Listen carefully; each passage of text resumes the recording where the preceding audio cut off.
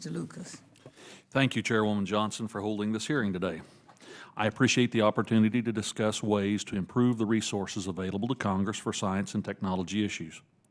Over the last few years, we've heard that some members of Congress do not believe they have the resources they need to evaluate science and technology issues. In response, the Appropriations Committee has taken a number of steps to address these concerns. First, they've directed the Government Accounting Office to expand its technology assessment capacities. Since 2007, Congress has funded GAO to do this S&T work. At the direction of the appropriators, GAO also stood up a separate science technology assessment and analytics team. I look forward to hearing from Dr. Persons about that effort and the plan to grow that team to meet the needs of Congress.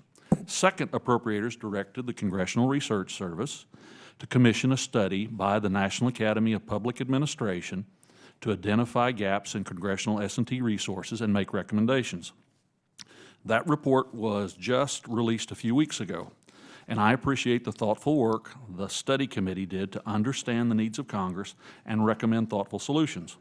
We'll hear more about those recommendations today from a member of the study committee, Mr. McCord.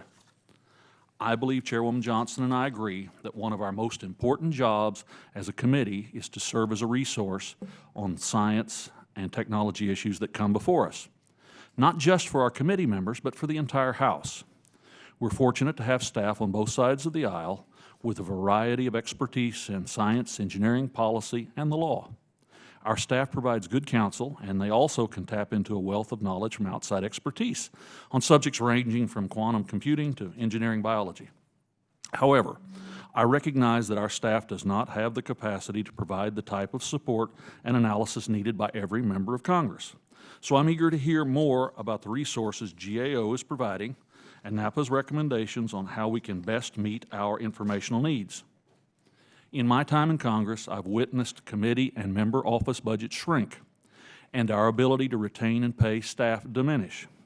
I look forward to hearing ideas from our panel about how to attract and retain S&T talent.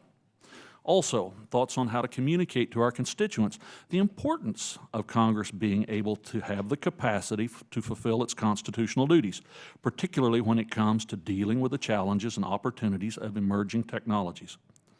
I'm one of the few members of the committee who was in 1990, well actually I guess the chair and I and Congresswoman Lofgren were members of Congress when the Office of Technology Assessment was defunded, and when those functions were later transitioned to GAO and CRS.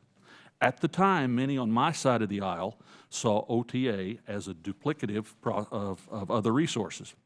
Many also believed that the office had strayed from its intended purpose of being an unbiased, nonpartisan organization.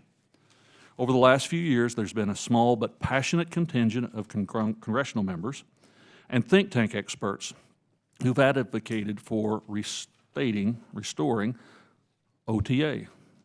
I think there's a tendency to look to the past with rose-colored glasses, and that if we just went back to the way things were, everything that's wrong with Congress would be fixed. Well, not everything in Congress worked perfectly when I came here in 1994, and it's certainly not working perfectly now. I acknowledge that.